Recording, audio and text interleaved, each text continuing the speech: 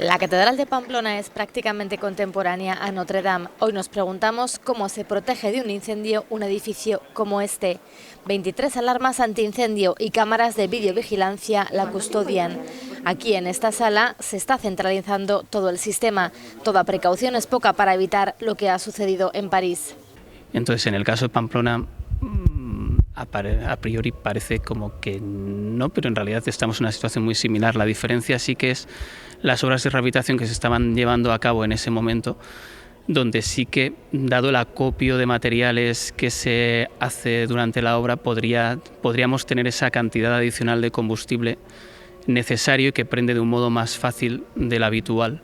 Lo que diferencia ambas catedrales es la cubierta de madera, la de Notre Dame, de hormigón, la de Pamplona.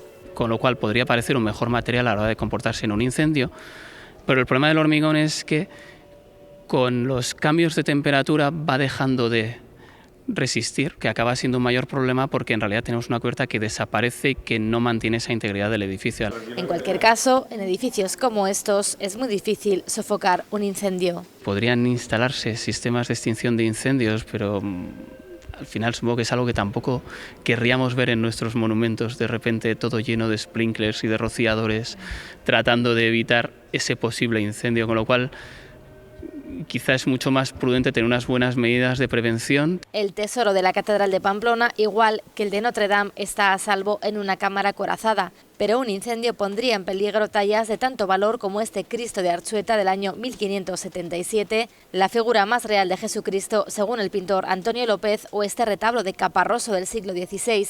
Hoy los turistas seguían visitando nuestra catedral, quizás con más detenimiento que nunca. Pues yo creo que sí que los ponemos en valor. Creo que sí. Veníamos igualmente a Pamplona a visitarla. Hemos venido a hacer el camino y lo que nos vamos encontrando vamos explicando, sí. Edificios que guardan tesoros a los que tenemos que cuidar y poner en valor.